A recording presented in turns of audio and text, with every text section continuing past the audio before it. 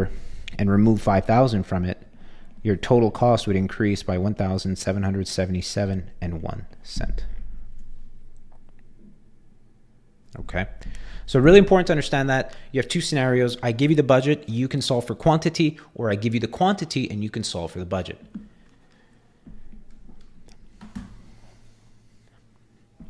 Okay, let's carry on. Now, the last part of this chapter is really kind of related to the to what we saw on government controls, right? When we saw taxes and subsidies, but in the context of labor. There's something called a payroll tax. A payroll tax is a broad category, but it's basically any time where the firm or the employer, the company, has to pay a tax based on how much their workers are paid or how many hours their workers work.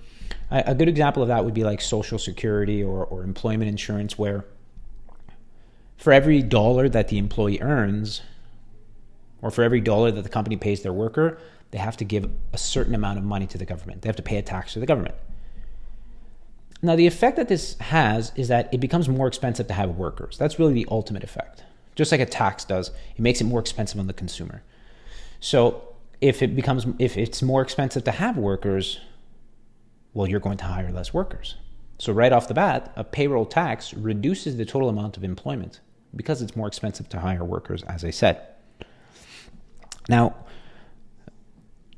the tax gets added to the wage, right? For the company that's paying the wage, now they have to pay the wage, plus they have to pay the tax.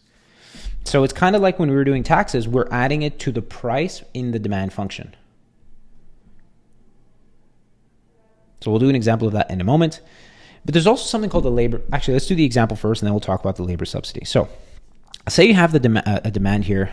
The demand curve for gardeners is this, and the supply curve is this. What is the equilibrium wage? So let's start by just finding the equilibrium wage by setting the two equal to each other. So 19 minus 4 is 15. 3 wage. The wage is $5.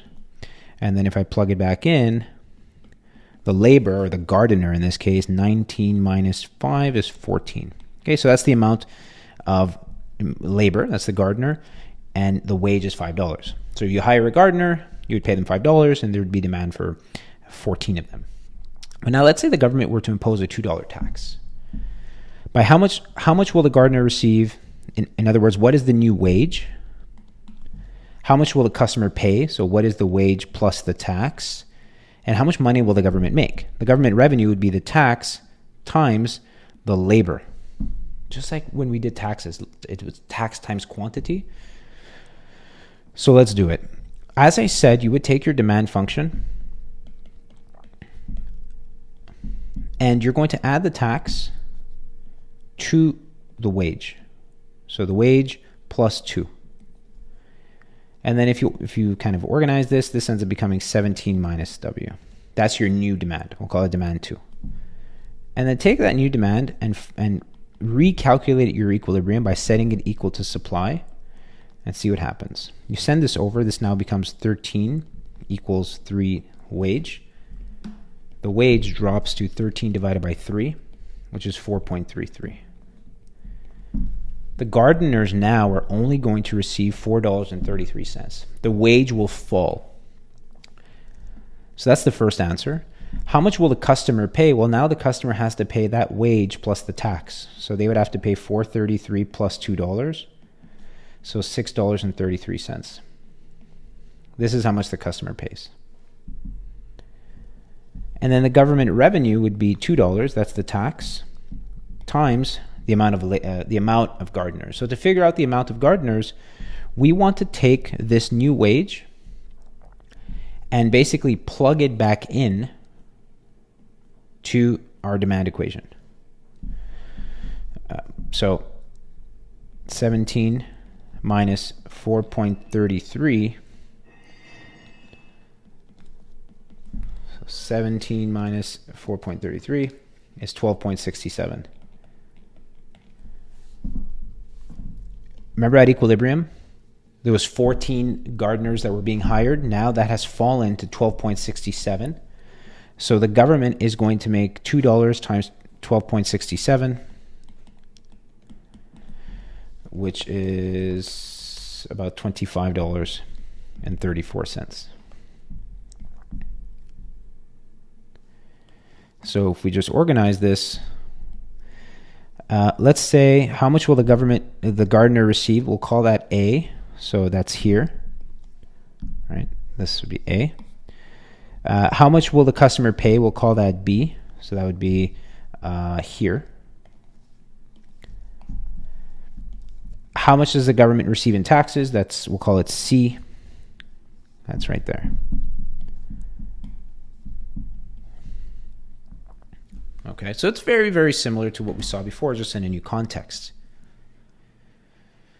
Now, what about the subsidy? So a subsidy is the exact opposite, where in this case, the government gives money to the company. So imagine the government says, for every worker you hire, we'll give you $1. Or for every $15 in wages that you pay, we'll give you $1. So the government is helping pay the workers now. So this has the complete opposite effect. This makes the workers cheaper, so it makes companies hire more. So it increases the demand for labor, it increases the supply of labor, and it comes at a cost to the government. So in this case, and this is different from when we did subsidies before, okay? When we did subsidies in the goods market, the subsidy was added to the supply function. Go back and watch that lesson if you forgot. But here, the subsidy is deducted from the demand equation. So it's actually, in this case, both of them are affecting demand, just either in a positive way or in a negative way. So let me show you how that works. Suppose the government now offers a $3 subsidy on gardeners. Well, if you take your demand for gardeners, the original demand, which was 19 minus W, we're going to subtract $3 from that. So this now would become 19 minus 3 is positive, so 22 minus the wage. And then your supply hasn't really changed here, so it's still 4 plus 2W. So that's the big difference, guys. With a tax, you subtract it. With a with a tax, you add it to the wage. With a subsidy, you deduct it from the wage. So if we found a new equilibrium, all right, this would be 18 equals 3W. The wage would equal 6. At equilibrium, if you remember, the wage was only 5.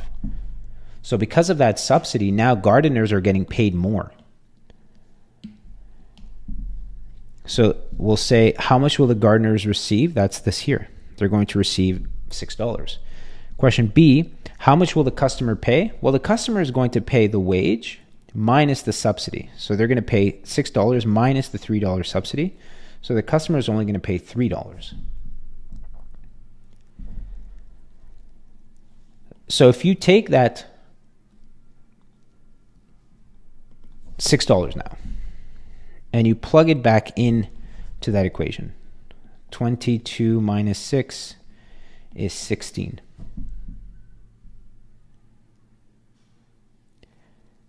This means that there's going to be demand for 16 gardeners. What would this cost the government? For C, it would be the quantity, or in this case, the labor, times the subsidy. So there's 16, this is your labor. There's 16 workers. The subsidy is $3. That would cost the government a total of $48. Okay, so that's it for this lesson. If you have any questions, please don't be shy. And if you are finishing this, there's going to be some practice exams that I'm posting that will cover these first few topics. I'm going to post a few of them. Make sure you try and do those. And if you have questions, please don't be shy. I'll see you at the next one.